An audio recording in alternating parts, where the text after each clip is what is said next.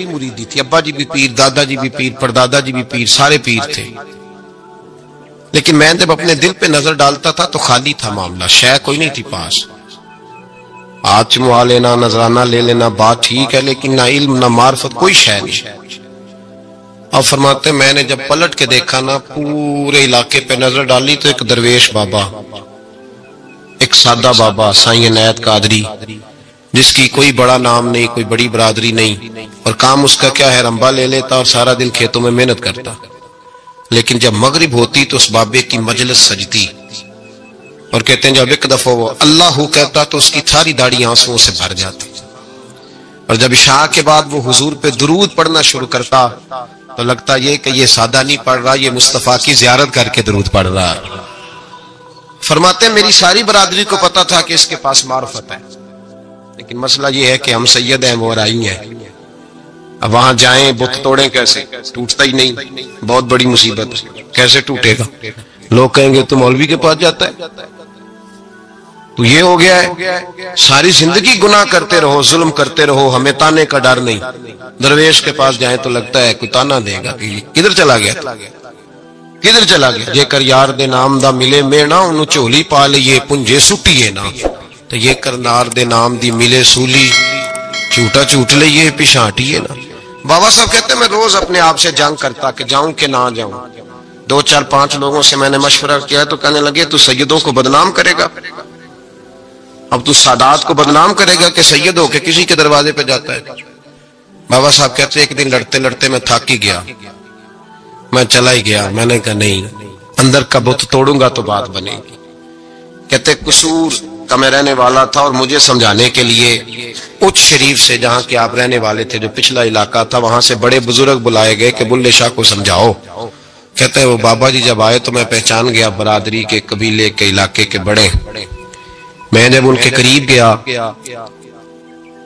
تو وہ نہیں مجھے جانتے تھے، بزرگ تھے، میں تو جانتا تھا نا، تو مجھے کہنے لگے بیٹے کون ہو؟ تو میں نے کہا حضور میری تو پہچان ہی کوئی نہیں، میری تو کوئی پہچان نہیں، آپ بتائیں آپ کون ہیں؟ تو کہنے لگے ایسی اچیرے، ساڈی ذات اچیری، کیونکہ اچ شریف وچ رہنے ہیں، تو اب تو بتا۔ تو بابا صاحب کہنے لگے ایسی قصوری تے ذات بھی قصوری، کیونکہ وچ قصور دے رہنے ہیں، وہ جو چھوٹے تو اپنا قصور مانتے ہیں، ہاں جے کوئی سانو اچا مل جائے تے نیویں ہو بینے ہیں، بات ختم ہو گئی۔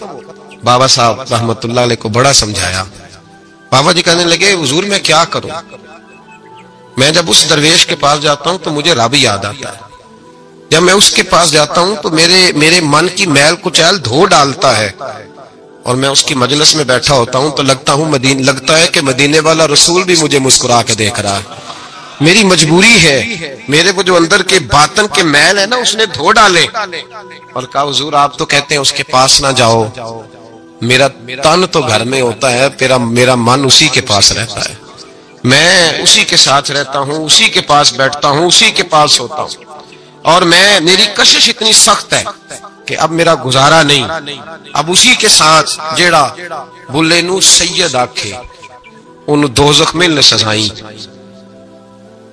اب اس کی تشریح بڑے بڑے لوگوں نے اپنے اپنے رنگ میں کی ہے، کچھ نے کہا بابا جی نے بد دعا دی ہے، یہ بد دعا ہے، اگر کہا تو الجھ جاؤ گے، لیکن ہے بھی وہ سید، جھوٹ بھی نہیں، کچھ کہتے ہیں بد دعا دی ہے، اور کچھ کہتے ہیں انہوں نے اعلان کیا ہے کہ میں اللہ کا ولی ہوں، اگر کسی نے یہ لفظ کہا تو وہ یاد رکھے وہ جڑا بلے نو سید آکھے انہوں دوزخ ملن سزائیں، تو جڑا بلے نو رائیں آکھے وہ جنت پینگا پائیں۔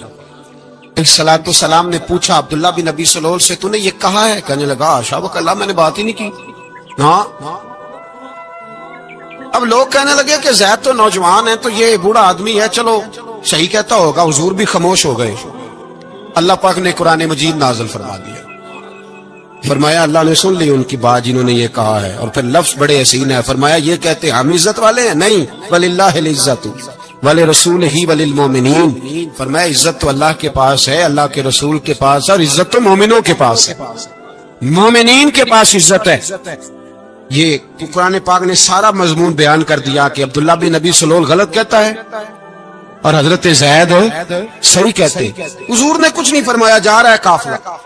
جب مدینے کی سرحد آ گئی نا، حدود مدینہ منورہ کی شروع ہوئی، تو عبداللہ کا اپنا بیٹا، اس کا نام بھی عبداللہ بن عبداللہ تھا، اپنا بیٹا اس کا بڑا مخلص جانثار غلام تھا میرے رسول پاک صلی اللہ علیہ وسلم کا، وہ تلوار لے کے مدینے کی حد پہ کھڑا ہو گیا اور کہنے لگا میرے باپ تو نے اتنی بے ایمانی کے لفظ کہے کہ میں ان کو نکال دوں گا، کہے اپنی زبان سے کہ میں ذلت والا ہوں، رسول پاک کو اللہ نے بڑی عزت عطا فرمائی، کہے ورنہ میں تیری گردن کاٹ دوں گا، بول کہے حضور بھی عزت والے اور نبی پاک کے غلام بھی عزت، کہے اپنی زبان سے کہے میرے رب کا یہ فرمان ہے وَرَفَعْنَا اللہ کا ذکر، ابھی میں خود تیرے لیے تیری شانوں کو بلند فرما دوں گا۔ تو کہا تو دشمن ہو کے کہنے لگا میرے بیٹے مجھے معاف کر دے، مصطفیٰ تو بڑی عزتوں والے ہیں، ان کے غلام شانوں والے۔ جب بیٹا تلوار لے کے سامنے کھڑا ہوا، شہرت ہوئی، اب نبی پاک نے حضرت عمر کی طرف دیکھا، کہا عمر تیری بات صحیح تھی، اب جو ہوا یہ زیادہ صحیح تھا، وہ میں نے تجھے کہا حوصلہ کر، تدبر کر، وقت کا انتظار کر، یہ صحیح ہوا کہ وہ صحیح تھا۔ تو حضرت عمر فاروق کہنے لگے یا رسول اللہ میں گواہی دیتا ہوں آپ واقعی اللہ کے سچے رسول ہیں صلی اللہ علیہ۔ اتنی اچھی رائے، وقت فیصلہ کرتا ہے، تدبر سے چلے، دانائی سے چلے، علم پیدا کرے، بردباری۔ ہمیں کئی دفعہ سجدہ صاف کرنا پڑتا ہے، ہم جو کہتے ہیں بات اس کے الٹ نکل آتی ہے۔ ہم کسی شخص کے بارے میں کچھ تبصرہ کر بیٹھتے ہیں، کچھ عرصے کے بعد ہمیں پتہ چلتا ہے کہ وہ تو ایسا تھا ہی نہیں، ہم نے غلط بات کر۔ ہم بغیر تحقیق کے، بغیر تفتیش کے، حوصلہ نہ ہونے کی وجہ سے، صبر نہ ہونے کی وجہ سے ہم بہت سارے کام کر گزرتے ہیں، پھر ہمیں نقصان ہوتا ہے۔ اپنی زندگی میں علم نہ چھوڑیں، حوصلہ نہ، لڑائیاں ہوتی ہیں نا گھروں میں، اس کی وجہ خامد ہوتا ہے، بیوی نہیں ہوتی۔ یہ بات گھر جا کے بتانا کہ آج انہوں نے کہا لڑائی کی وجہ کون ہوتا ہے، نہ بولو تسی پر میں تے آ کے چھڑیا ہے، وہ تو ریکارڈ ہو گیا ہے۔ لڑائی کی وجہ کون ہے؟ جڑے باتیں لڑتے نے وہ کندے ہی نہیں پے۔ وجہ کون بنتا ہے جی؟ کیوں بلا؟ اس لیے کہ نبی پاک صلی اللہ علیہ وسلم نے فرمایا عورت کی عقل آدھی ہے تو تیری تو پوری ہے نا، جس کا مطلب ہے لڑائی اگر بچ سکتی تھی تو مرد کی وجہ سے بچ سکتی تھی، گھر میں امن ہو سکتا تھا۔ کہتے ہیں جی وہ بڑی بیوقوف ہے میری سنتی نہیں، تو میں نے کہا جو اس سے بحث کر رہا ہے وہ سیانا ہے، بولیں جو بحث کر رہا ہے وہ عقل مند ہے۔ بندہ تو چلو تھا وہ دانشور شیکسپیئر، باتیں بعض اوقات اس کی کچھ ایسی ہیں، اس سے کسی نے پوچھا تھا عورتوں سے کون جیت سکتا ہے بحث میں، تو اس نے کہا تھا وہ جو ان سے بحث نہ کرے، جو ان سے بحث۔ تو بھائی تو وجہ اس لیے کہ حوصلہ تو نہیں کرنا تھا۔ نبی پاک علیہ السلام نے فرمایا بی بی ٹیڑھی لکڑی ہے، سیدھی کرنے کی کوشش کرو گے تو ٹوٹ جائے گی، سیدھی تو پھر کتنا بے وقوف ہے جو پتھر سے سر رگڑ رہا ہے، کتنا نادان ہے جو یہ حرکت کر رہا ہے، دریا میں چھلانگ لگا کے کہتا ہے ڈوبوں گا نہیں۔ تو بھائی حوصلہ پیدا کرے، علم پیدا کرے۔ بہت ساری ایسی باتیں کرے گی جس میں اشتعال آئے گا، فٹافٹ 3 لفظ طلاق کے دے دیے، اب بھاگا گیا مفتی صاحب کے پاس، اوہو 4 بچوں کا کیا بنے گا۔ اور یہ بات پکی ہے کہ بچوں کو صرف ان کی ماں ہی پال سکتی ہے، ان کی ماں۔ وہ بات مجھے نہیں بھولتی، ایک شخص نے بیوی کو طلاق دے کے دوسری شادی کی، اس کا بیٹا تھا 10 سال کا۔ اس نے اپنے بیٹے سے کہا کہ بیٹے بتا پرانی اماں صحیح تھی یا یہ صحیح ہے؟ اس نے کہا نہیں ابا وہ تو جھوٹ بڑے بولتی تھی، یہ صحیح ہے۔ وہ جھوٹی تھی، وہ جھوٹ بڑے بولتی تھی میری سگی اماں، یہ سچ بولتی ہے۔ اس نے کہا وہ کیسے؟ کہنے لگا اس لیے کہ میں کوئی شرارت کرتا تھا تو میری سگی اماں مجھے تھپڑ مارتی تھی اور کہتی تھی تجھے روٹی نہیں دے رہی، جا دوڑ جا گھر سے۔ تو میں دوڑ جاتا تھا تو جھوٹ بولتی تھی نہیں دینی، پھر آدھے گھنٹے کے بعد مجھے ڈھونڈنے لگ جاتی تھی، ڈھونڈ کے لاتی تھی، پھر میری منت کرتی تھی، پھر مجھے کہتی تھی نہ مجھے ستایا کر، پھر میرا ماتھا چومتی تھی، پھر میری مرضی کا کھانا بنا کے دیتی تھی، پھر میرے منہ میں لقمے ڈالتی تھی۔ جھوٹی تھی، پہلے کہتی ہے نہیں دینی، پھر پیچھے بھاگتی ہے۔ یہ سچی ہے، میں شرارت کرتا ہوں تو تھپڑ مار کے نکالتی ہے، پھر میں منتیں کرتا ہوں پر روٹی نہیں دیتی، پیر پکڑتا ہوں نہیں دیتی، سچ بولتی ہے، اپنی بات پہ ڈٹ جاتی ہے۔ او بھائی بچے اس کی ماں ہی پال سکتی ہے، تو نے 3 جملے کہتے سوچا ہی نہیں، تیرا کا گیا تو یہ تو نئی بیوی ملے گی، اور اس کا بھی کیا گیا، اس کو بھی شاید شوہر مل جائے۔ ان پھولوں کی پرورش صرف ان کا مالی کر سکتا ہے، دوسرا کر سکتا تو تو نے حوصلہ ہی نہیں کیا. ٹھیک ہے غلطی بی بی کی تھی، پر تو مرد تھا نا، تیرے پاس تو دلیری تھی.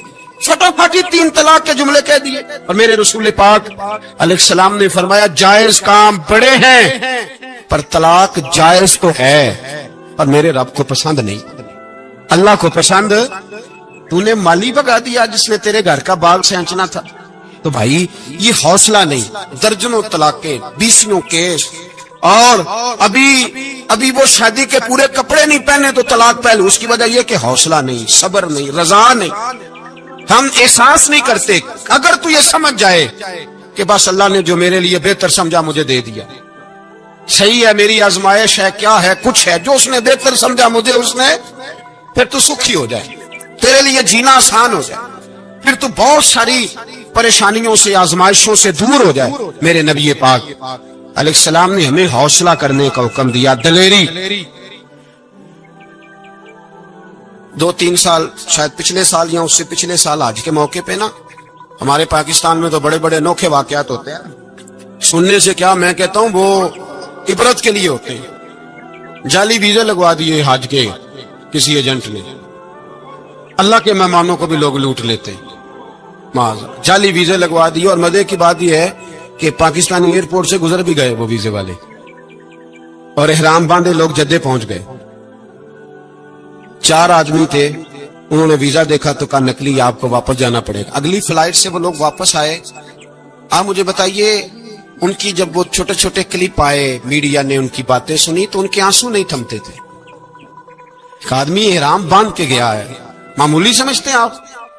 میرے جیسا غریب آدمی کبھی اس نے ارادہ کیا اور مدینے جانے کا لیٹ ہو جائے تو کلیجہ پھٹنے کو آتا ہے.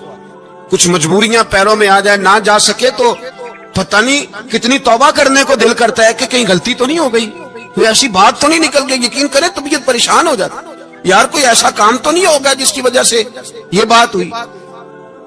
4 آدمی لوٹ آئے، حالات خراب ہو گئے، لوگ رو رو کے قصے سناتے تھے. لیکن میرے رسول پاک علیہ السلام کا حوصلہ دیکھو. حضور کعبے کا بھی کعبہ، حضور مالک، حرم کے مالک مطلق، جن کے صدقے اللہ نے کعبہ کو بیت اللہ بنایا. حاجیو آؤ شہنشاہ کا روضہ دیکھو. کعبہ تو دیکھ چکے، اب کعبے کا بھی کعبہ دیکھو. حضور 1400 صحابہ کو لے کے گئے عمرہ کرنے. مقام حدیبیہ پہ پہنچے تو کافروں نے روک لیا، ہم عمرہ نہیں کرتے. تو اور میں خادم اور جو وارث و مالک ہیں 1400 صحابہ، ہم نہیں عمرہ کرنے دیتے، واپس جائیے. صلح لکھی جا رہی ہے. صلح کی شرطیں کیا ہیں؟ مکے سے کوئی آدمی غلطی سے بھی مدینے چلا گیا، مکے کا آدمی، تو مسلمان اگر ان کے ظلم سے تنگ آ کے، مکی مسلمان کافروں کے ظلم سے تنگ آ کے مدینے چلا گیا تو مدینے والے واپس کریں گے. اور اگر مدینے سے کوئی شخص غلطی سے بھی مکے چلا گیا تو مکے والے واپس نہیں کریں گے. اتنی سخت شرائط. حضرت عمر غصے سے کانپنے لگے، صحابہ پریشان ہیں، پر میرے رسول پاک نے صبر دکھایا. حوصلہ، تدبر، یہ تدبیر ہے. صبر ایک بہترین تدبیر ہے، اگر کوئی اپنائے تو بہترین طریقہ ہے. حضور نے فرمایا ہمیں منظور ہے، صلح کرو. اور اتنا سخت حکم ہے، کہنے لگے 1400 احرام والے واپس جائیں، بعد میں آنا، اس وقت نہیں عمرہ کرنے دیں گے. میرے نبی پاک علیہ السلام، مجھے بتاؤ، مجھے اور آپ کو دکھ ہوتا ہے تیاری ہو تو پروگرام رہ جائے، تو اگر احرام باندھا ہو اور اللہ کے رسول نے بندھوایا ہو تو حضور واپس لوٹنے لگے تو کتنی تکلیف کی بات ہے. حضور نے فرمایا چلو آئندہ آئیں گے. معاہدہ لکھا جا رہا ہے، حضرت علی معاہدہ لکھ رہے ہیں. لکھو محمد الرسول اللہ صلی اللہ علیہ، محمد الرسول اللہ صلی اللہ علیہ وسلم اور قریش مکہ کے بیچ معاہدہ. یہ تحریر لکھی جا رہی تھی تو ابو سفیان بول پڑا، کہنے لگا جی ہم محمد رسول اللہ نہیں لکھنے دیں گے، معاذ اللہ، یہی تو ہمارا جھگڑا ہے. اگر آپ کو رسول اللہ مان لیا تو پیچھے رہ کیا گیا، محمد ابن عبداللہ لکھیں. حضور نے حضرت علی سے فرمایا رسول اللہ کاٹ کے محمد ابن عبداللہ لکھو. حضرت علی لکھ رہے تھے، محمد رسول اللہ لکھا تھا، فرمایا رسول اللہ کاٹ کے محمد ابن عبداللہ لکھو. تو حضرت علی کہنے لگے حضور مجھے یہ لفظ کاٹنا نہیں آتا، حضور مجھے یہ لفظ کاٹنا. کسی صحابی نے اعتراض نہیں کیا کہ لکھنا آتا تھا، کہا مجھے کاٹنا. حضور نے دوبارہ کہا علی کاٹ دو. یا رسول اللہ مجھے یہ لفظ کاٹنا نہیں آتا. میرے حبیب نے تیسری دفعہ کہا علی کاٹو تو شیر خدا نے قلم چھوڑا, ہاتھ باندھے اور کھڑے ہو کہنے لگے محبوبہ مجھے تیرے قصیدے لکھنے آتے ہیں, کاٹنے کوئی نہیں آتے, میں مجبور ہوں, مجھ سے نہیں ہوتا, کوشش کرتا ہوں, نہ قلم اٹھتا ہے نہ ہاتھ چلتا ہے. میرے حبیب پاک نے قلم پکڑا اور لفظ رسول اللہ خود کاٹ کے محمد ابن عبداللہ کرایا. بھائی وقت گزر گیا, صلح ہو گئی. یہ تدبر, یہ حوصلہ, یہ تدبیر میرے نبی نے فرمائی. اب تو 1400 کو مکے نے نہ داخل ہونے دیا, لیکن 1 سال ہی گزرا, تھوڑا ہی وقت گزرا, میرے رسول پاک 10,000 کو لے کے مکے میں داخل ہو گئے. 10,000 اس نے فائدہ دیا. حکمت کیا تھی, تدبر کیا تھا؟ قریش روز لڑائی کرنے آ جاتے تھے, تبلیغ ہی نہیں کرنے دیتے تھے. ان سے صلح ہو گئی تو نبی پاک نے کیسر کو خط لکھا, کیسر روم کو, ہرکل کو, دور دراز تبلیغ پھیل گئی, مسلمان 100,000 سے زیادہ ہو گئے. ان کی طرف سے اب وہ لڑائی بند ہو گئی. میرے حبیب پاک علیہ السلام کے حوصلے نے کمال دکھایا, اس تدبیر نے فائدہ دیا امت مسلمہ کو. 10,000 کا لشکر لے کے حضور کعبے میں داخل ہوئے. کل جو ابو سفیان کہتے تھے نا محمد رسول اللہ لکھنے نہیں دوں گا, آج وہ خود کہہ رہے تھے اشہد ان لا الہ الا اللہ واشہد ان محمد رسول اللہ صلی اللہ علیہ. کل جو کہہ رہے تھے کہ میں یہ لفظ نہیں لکھنے دوں گا, آج ابو سفیان کی حویلی میں لاکھوں لوگ, ہزاروں لوگ بیٹھے تھے اور سارے کہہ رہے تھے محمد الرسول اللہ, محمد الرسول اللہ, محمد الرسول اللہ صلی اللہ علیہ وسلم. میرے محبوب کی تدبر نے, فقاہت نے, اور پھر کمال ہوا. 1400 کہاں اور 1,44,000 کہاں, 1400 کہاں اور 1,44,000. 1400 کو نہیں جانے دیا عمرہ کرنے, میرے رسول پاک 1,44,000 کو لے کے حج کرنے چلے گئے. حضور نے حج کیا, ہر طرف لبیک لبیک کی صدائیں بلند ہوئی. یہ میرے نبی پاک کا تدبر ہے, حوصلہ ہے. اگر وقتی طور پہ حوصلہ کر جاؤ گے, دلیری کر جاؤ گے, آنے والا وقت آسان ہو جائے. حوصلہ نہیں, صبر نہیں, سکون نہیں, 2-4 باتیں, یہاں تک کہ لوگ ابا جی کی بات برداشت نہیں کرتے, ایسے جملے کہہ دیتے ہیں جو دوبارہ پلٹ کے نہیں آتے. ماں کو لفظ نہیں بولتے, باپ کی روح تک چھلنی کر دیتے ہیں وہ جملے. لیکن لوگ اس وقت حوصلہ کرنے, اور ہم پنجابی لوگوں نے تو گنجائش ہی بڑی دے دی ہے. کہتے ہیں بچہ ہے جے, ایک ہی ہے, ایک میں حوصلہ کرے کی ہے ماشاءاللہ. تو اگر جوان ہو گیا تو کہتے ہیں گرم خون ہے, مکہ کم. اگر بوڑھا ہو گیا تو کہتے ہیں بوڑھوں میں حوصلہ نہیں ہوتا, نہ بچے میں نہ تو کس میں حوصلہ ہوگا؟ بولے کسی میں بھی نہیں. چھٹی سب کو فتویٰ مل گیا نا, یہ بچہ ہے جی, ابھی یہ تو بچہ ہے, آپ تو سیانے بیانے ہیں, یہ بچہ ہے. کمال ہو گئی ہے بھائی, کیا مطلب ہے بچہ ہے؟ بچے کو سارا پتہ ہے, ہر چیز اسے آتی ہے, حوصلہ کرنا ہی نہیں آتا.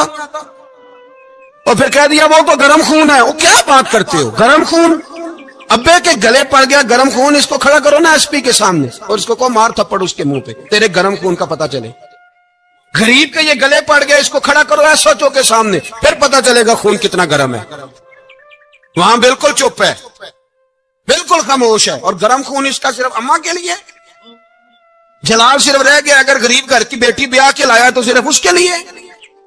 کوئی ایسی بات نہیں, ہم بڑے سیانے, ہمارا غصہ بڑا سمجھدار ہے, ہمارا وہ گرم خون بڑا سیانا ہے.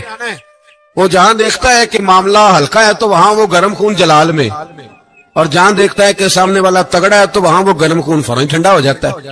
حوصلہ پیدا کرے. زندگی حوصلے مند لوگ جیتے, جو حوصلے مند نہیں ہوتے وہ تو زندگی کا 1 سال لطف سے نہیں جی پاتے. حوصلہ کریں, مسکرائیں. میرے نبی پاک صلی اللہ تعالی علیہ وسلم نے نا عثمان بن طلحہ, کعبے کی چابی ان کے پاس ہوتی تھی.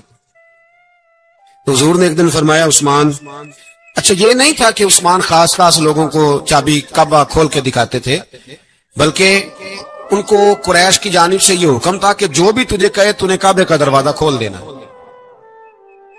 نبی پاک علیہ الصلوۃ والسلام نے نا ہجرت سے 2-4 دن پہلے کہا کہ عثمان ذرا چابی دو, میں نے کعبہ اندر سے دیکھنا ہے. بڑے ٹھنڈے دل سے ذرا سننا, ادھر دیکھو میری طرف, ادھر دیکھیے گا ذرا میرے بھائی. میں نے ایک بندے سے کہا یار پانی کی بوتل دینا دکاندار سے, ایک ہے اس نے کہہ دیا نہیں میرے پاس. اس بات کا کوئی غصہ؟ بولیے. اور اگر وہ کہے سارے زمانے کو ملے گی, آپ کو نہیں دینی,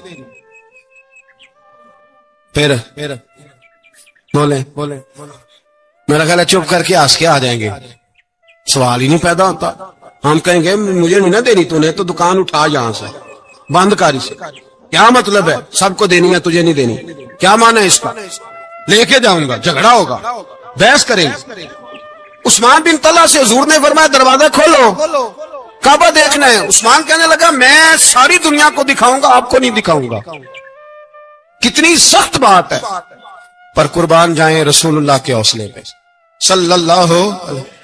عثمان کہتے ہیں میں نے یہ بات کی تو نبی پاک مسکرانے لگے، اور میں اچھا نہیں دینی.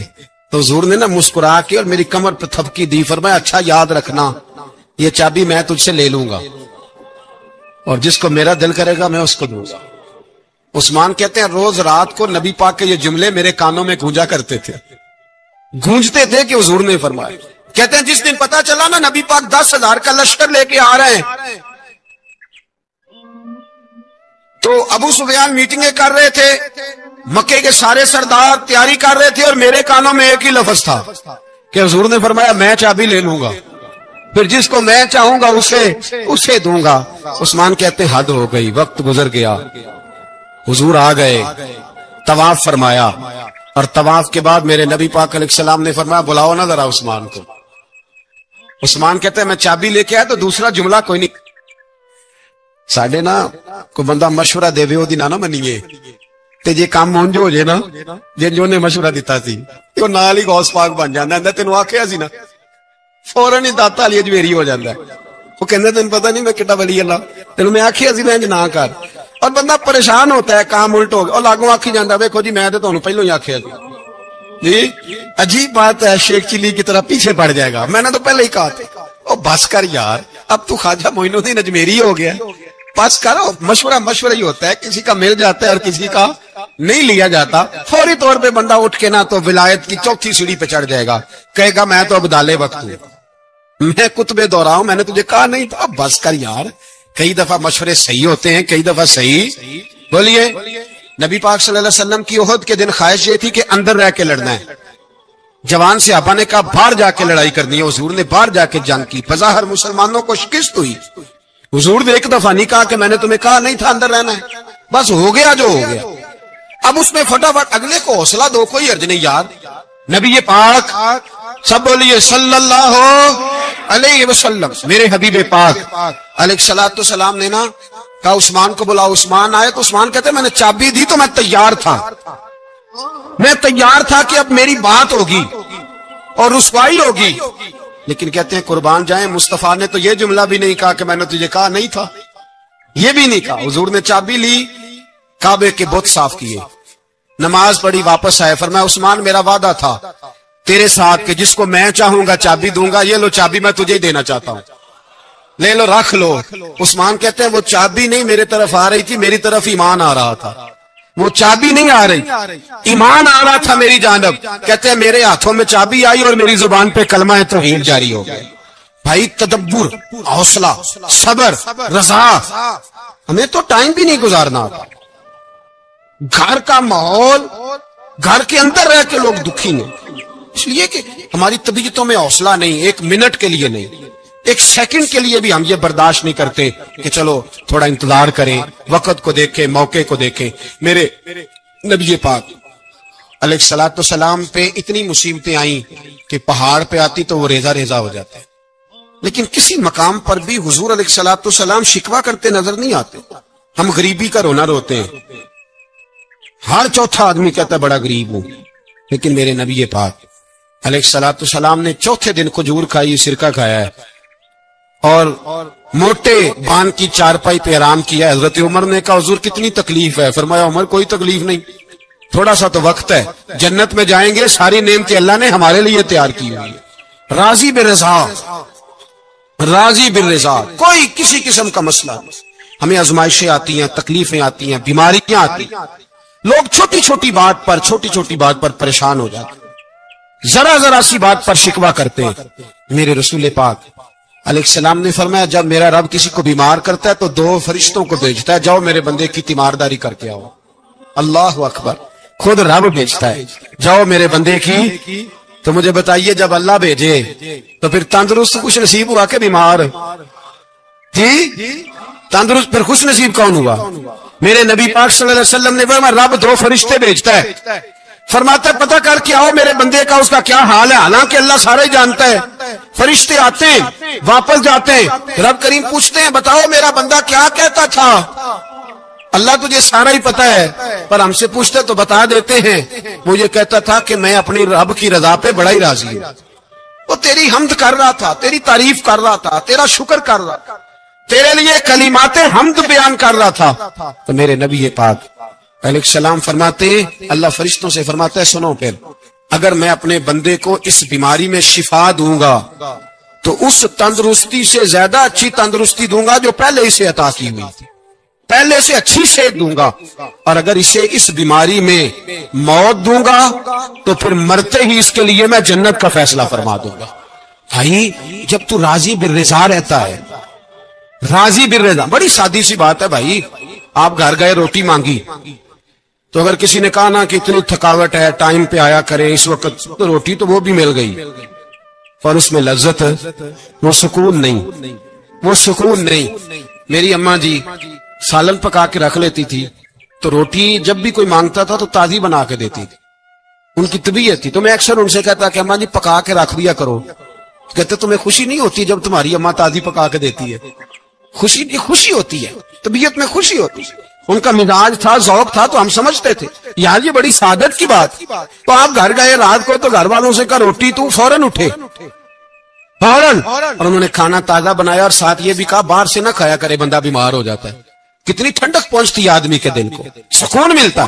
تو بھائی بیماری تو آپ نے کاٹ لی، لیکن ساتھ کہو ہو بڑا بیمار ہوں، میں نے تو اتنے گناہ بھی نہیں کیے، ظلم بھی نہیں کیا، آگے کو کچھ بھی، اب بیماری تب بھی کٹ گئی۔ پر بڑی آزمائش، مریض ڈاکٹر کے گلے پڑ رہا، اس کے لواحقین جھگڑے کر رہے، بیماری وہ بھی کٹ گئی۔